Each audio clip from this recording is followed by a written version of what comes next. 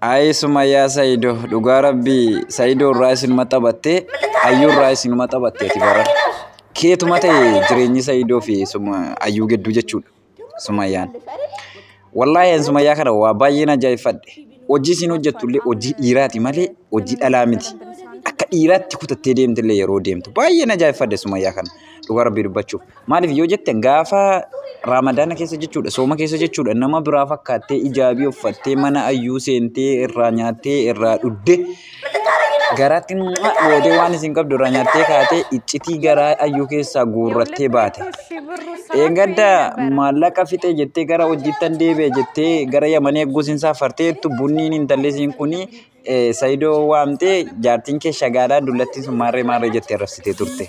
Rabbiin beektaa gaafa harka si buusuu jedhee gara timbeen fidee harka si buusaa beektaa namuma xalaata kee harka. Sana booddee Saidoon barbaacha gara Yamanii isiisotoo deebi'ee jechuudha.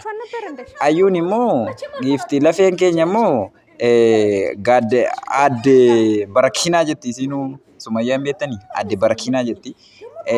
Ati Barakiinaa immoo Saidoo barbaachanii Yamanii karaa baaraatiin deema jettee ogguusin imaluudhaaf gara Dirduwaatti deemtu Iliyaasuun goddenyaan Saidoo sotoo deemee qabuudhaaf dhaqee bakka Dirduwaatti bakka dalaalaatti qabatee ture.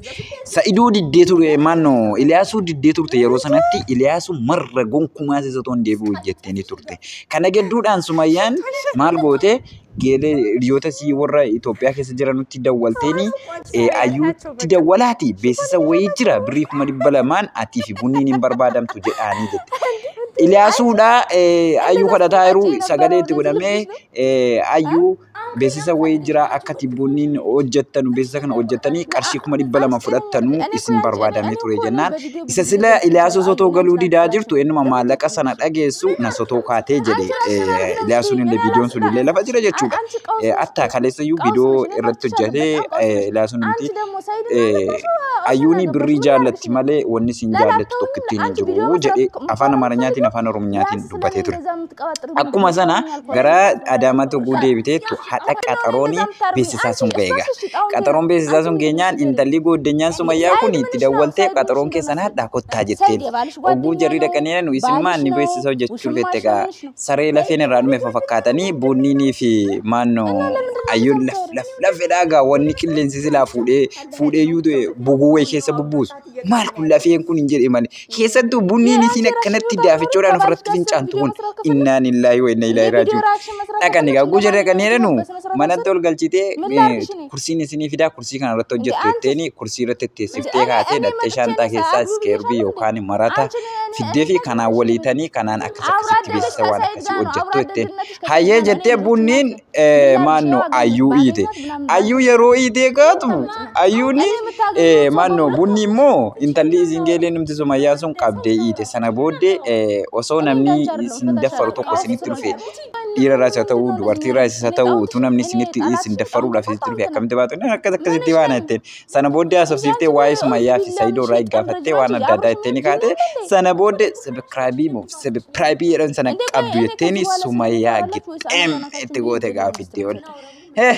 Bunniin keenya daafichoo kan isiniin jedhe booliin ergii mudhii gedduudhaa ga'e balaaxaa namaa maannoo dibbii namaa baddaleenaan hidhaarraa dhiiftee deemeetteen ibboo isii kana qobaatti qabattee gaa Ayyuttii lafee kana qobaatti qabattee dabaddabaa jirti hanga yoowwanaatti wanni irra ga'ame tokko hin jiru garuu viidiyoon gannuu dhiifameera.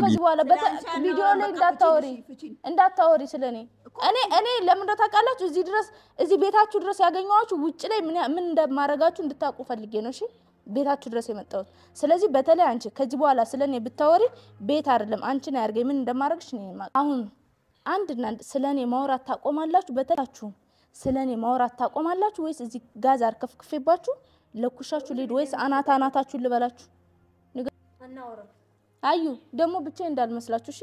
አሁን ግቡ ካልኳችሁ እዚህ ቆራርጣችሁ ስጋችሁን በሩ ነው ለውሻ መስጠላችሁ። እሺ እኮ ይቅርታ እዚህ መኪና ከከፈትኩኝ አናወራም በቃ አናወራም እንዳታወሩ ስለኔ እኔም ስለናንተ አላወራም እናንተም ስለኔ አታወሩ። ቪዲዮ መስራት ከፈለጋችሁ መፍታችሁ ነው። ምንድነው ደግሞ የምትገለማመጥ? እናወራም አሁን ፍቺ ከቤቴ ውጭልኝ ካው ባላስ ስላንቺ አላወራም በቃ አለቀ። ይቅርታ ጠይቁኝ አንቺም ይቅርታ ጠይቂ እኮ በቃ ሱመያ ይቅርታ ካሁን ባላስ ላንቺ አናወራም ይቅርታት እንደ ሰው እንደ ኸልቅ አለ ይቅርታ ጠይቃላችሁ ወይስ አናታችሁን ልበላችሁ በዚህ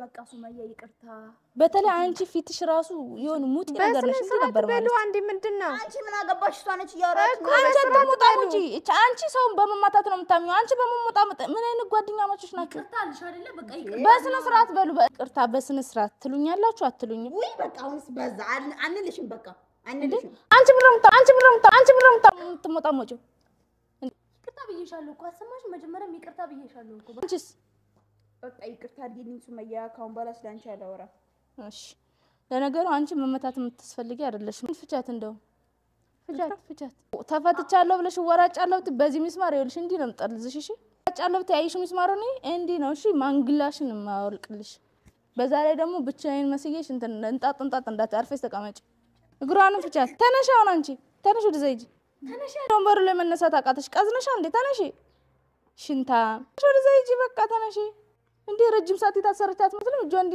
ተነሽ እንዴ እንደምትሞጣም ዙሪ እስኪ ዙሪ ተይኝ እኔማ ትቸሻለሁ ሂጂ ግቢ በቃ አንቺ ምን ትመስላለች እቺ አዩ አሁን አንቺስ አዩ በዚህ አናትሽን ሳልልሽ ሁለተኛ ስለኔ ስሜን ታነሻለሽ አታነሽ አላነሳውም አልኩሽ አልደግሞም አላነሳም ስሜን ሁለተኛ እንዳጠር አልጠራ ሁለተኛ ስሜን እንዳጠር አልጠራ ጥጋብሽ ራሱ እንደዚህ ስነ ስርዓት ያይሽ ሁለተኛ ስሜን እንዳጠሪ በዚህ አናትሽን ነበር ማለት አሳዛኝ ካሜራውን አምጪና በቃ እንሂድ ሰረችበትን ሂጃብ ስጦታው ውሰጁ እሺ ሂጃቡን የታሰርሽበት ነው ፍቺና ልበሹ